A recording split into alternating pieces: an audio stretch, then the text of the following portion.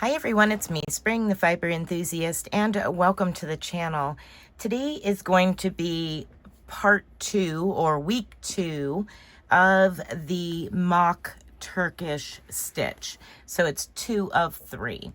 Now if you created a swatch of 16 stitches like I did on week 1, we can carry on with that same swatch for this week and next week as well.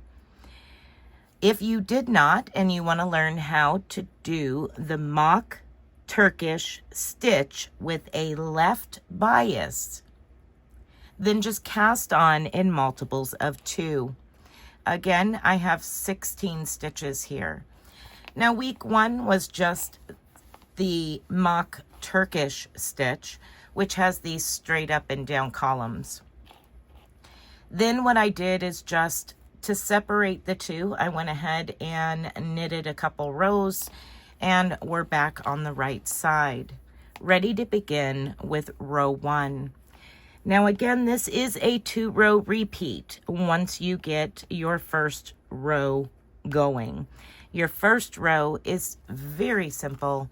We are just simply going to knit every stitch to the end of the row. Now if you are new to knitting or not sure how to cast on or bind off, I have videos on basics, knitting very basics. And what that does is give you a good head start to get to this point.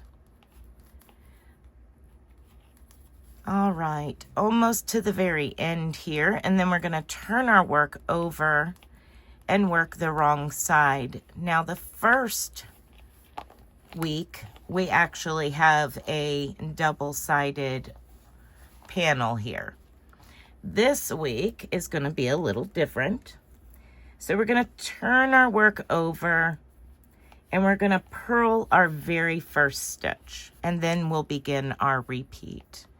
So we're going to bring that yarn to the front and wrap counterclockwise around your needle and purl that stitch. Now I'm going to show you a couple of ways to do this next stitch. I'm going to show you the traditional way, and then I'm going to show you a little cheat to make it easier, because I know that if you're like me, sometimes it's hard to work from these stitches from the back. So let's go ahead and work the traditional way of this stitch, which is purl 2 together through the back loop. But first we need to do a yarn over. So we're going to yarn over. We're going to bring our yarn to the front, tip your work towards you, and you're going to go to the second stitch, inserting your needle from left to right and popping it back out the front here. So I have 2 stitches on there. Now we're going to counterclockwise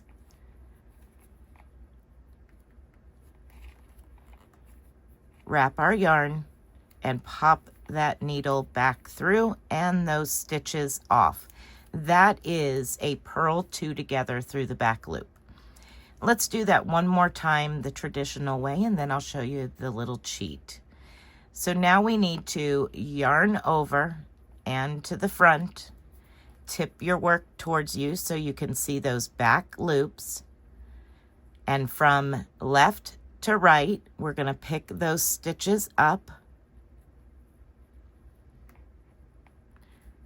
Sometimes it's a good idea before you even start just to loosen them up a little bit.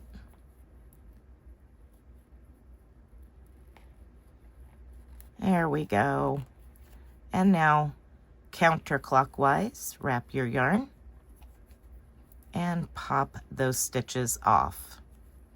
And that is the purl 2 together through the back loop. Now let's do it a little bit more of a simple way. So we're going to yarn over, bring that yarn to the front, purl your next stitch, just like such. Now we're going to slip that stitch back over to our left needle. And we're going to take the next stitch and pass it over the top of that stitch.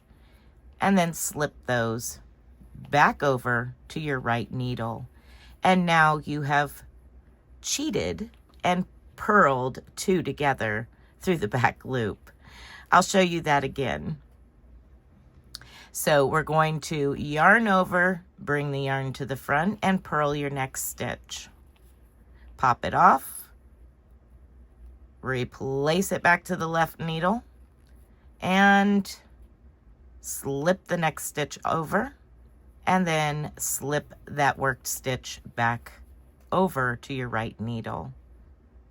So whichever way suits you, it does the exact same thing. It gives you the same effect, but it is whatever works for you. It does make it a whole lot easier to do it that way. Here we go. Slip that back over, pass your next stitch over the top, and slip both of them just like that back. We're going to do that for this last stitch. Purl it, slip it back over, pass your next stitch, and then slip that back. When you come to your last stitch, you're simply just going to purl your last stitch. All right, now we're going to turn our work over and we're going to work row 3. Now your repeating rows is 2 and 3. Row 3 begins with knit your first stitch. Here we are, we're knitting the first stitch. And now we're going to go into our repeat. We're going to slip one as if to knit. We're going to knit one. And then pass your slip stitch over that knitted stitch. Then we're going to yarn over. All right, let's do that again. We're going to slip as if to knit, knit the next stitch, pass the slip stitch over the last worked stitch, and yarn over. And this is to your last stitch. Your last stitch is a knit. So we're going to slip one as if to knit, knit the next, pass that slipped stitch over the top, and then yarn over. Slip as if to knit, knit, and pass your slip stitch over.